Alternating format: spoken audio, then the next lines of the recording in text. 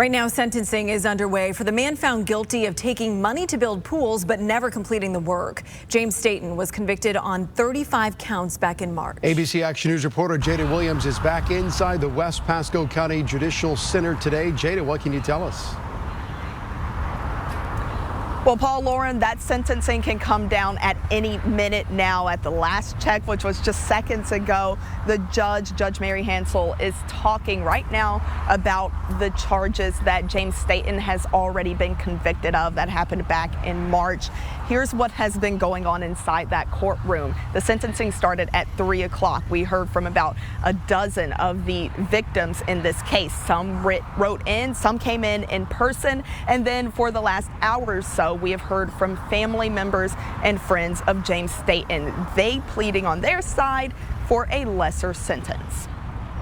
This is a bittersweet day for Linda Hagerman. I've been wrestling with this issue myself because at the end of the day, and quite frankly, I don't care what happens to him. It's not going to get me my money back. It's not going to put a pool in my ground.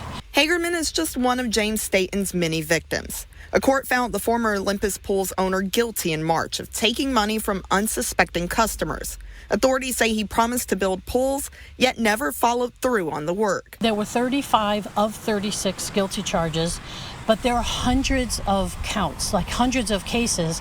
36 were selected, and I was one of the 36 that was selected to go in front of the judicial. Our I-team spent years following through on the investigation, listening to others in the same boat. It feels silly being upset about not having a pool, but it's more about, and this is my inner struggle, money is time. We always hear time is money. Well, money is time. So there was an amount associated with what it took for me to earn that money, or part of that money I inherited. So there's emotional pieces and there's practical pieces. And now those victims are feeling closure of some sort. So here I am 4 years later. I don't have a pool in the ground. I don't trust. It's hard to trust contractors because I never saw this coming.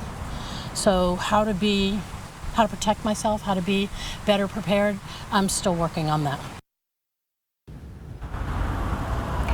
And as I mentioned, that sentencing could come down at any minute now. I'm checking my phone to make sure that we get that to you as quickly as possible. What I can tell you is that some of those counts are felony charges, and those felony charges do come with a mandatory minimum of 20 years. Reporting in Pasco County, Jada Williams, ABC Action News.